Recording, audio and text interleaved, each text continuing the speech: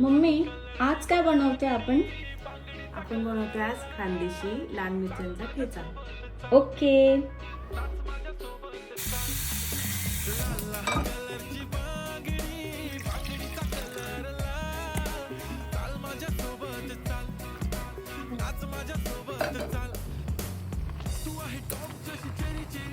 ही मिरची लाल मिरची, लसूण,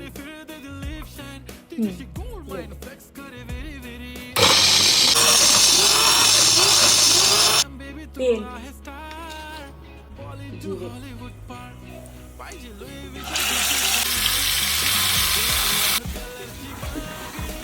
साखर,